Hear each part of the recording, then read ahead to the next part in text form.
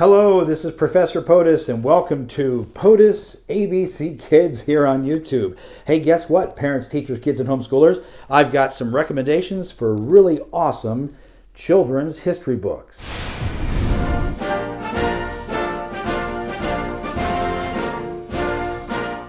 Welcome to POTUS ABC Kids, hosted by my dad, Professor POTUS.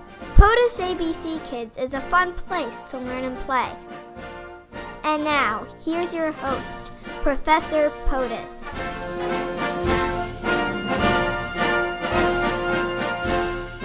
Welcome to POTUS ABC Kids.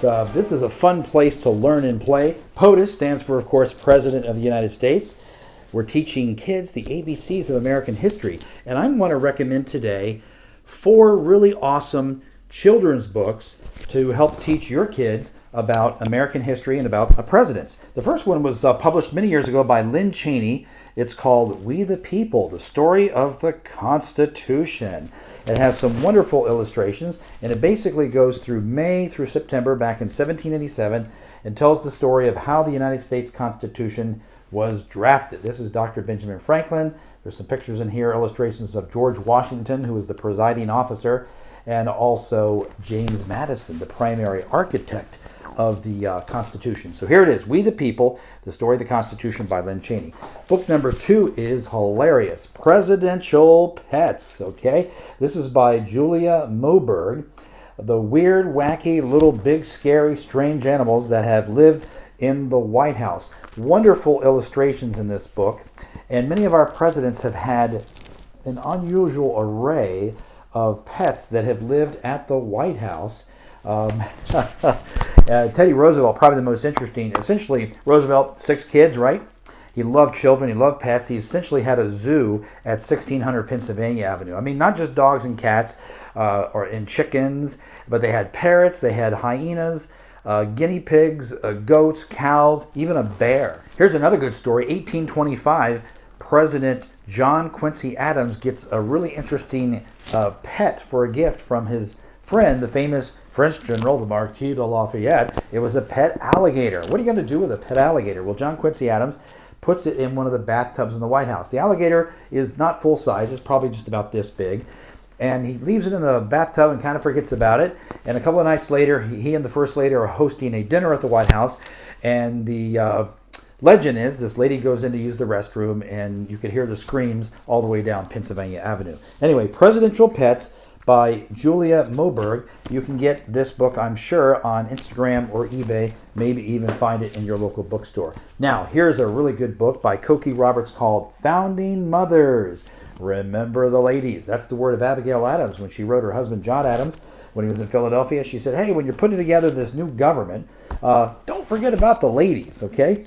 And this book basically highlights the amazing accomplishments that women, mothers and daughters, have made to American history, okay? Founding Mothers by Cokie Roberts. Okay, the final book I want to recommend is by a fellow named Ken Burns. He's a legendary historical filmmaker, and he wrote this book called Grover Cleveland Again, because Grover Cleveland had to sort of mess up the count with the presidents. He was the 22nd and the 24th president. This book covers presidents 1 through 44, which is Barack Obama, George Washington to Obama. Wonderful illustrations also, and each page covers just a brief biography of a president, their accomplishments, their failures, their weaknesses and strengths, and some of the interesting things that was happening around the world and around America at the time. Grover Cleveland Again by Ken Burns. Now, finally, for number 5, I want to recommend a copy of the Constitution. Okay, parents, everyone should have a small pocket copy of the United States Constitution, which I call the greatest governing document ever devised by humankind. And one of the reasons our Constitution is so awesome is because it's flexible, right? It has an amendment process in Article 5. You know, most constitutions around the world last an average of 17 years. Our Constitution is coming up on 235 years of age, and the amendment process makes it possible to change this document because early on the original Constitution had flaws, okay? Women couldn't vote, there was slavery and other issues, so that was repaired by the amendment process where we can make changes. Now, the amendment process is not easy. You don't need the President of the United States, but you do need 2/3 of both houses of Congress to give it the thumbs up, and then it goes before the states, and 3/4 of the states give the proposed amendment a thumbs up, then it's ratified and made a part of the United States Constitution. And we've done that about 18 times since the Bill of Rights. The Bill of Rights, of course, the first 10 amendments to the Constitution. So the Constitution, think of it basically as a rule book, not on we the people, but on the government. It tells the government what they can and cannot do. And then the Bill of Rights, the first 10 amendments, basically tells the government, don't mess with the people's rights. The right to worship, the right to free speech, the right to petition and assemble the government, the right to a fair trial, the right to keep and bear arms, the right to vote. That's all put in the first 10 amendments, the Bill of Rights, and subsequent amendments, okay?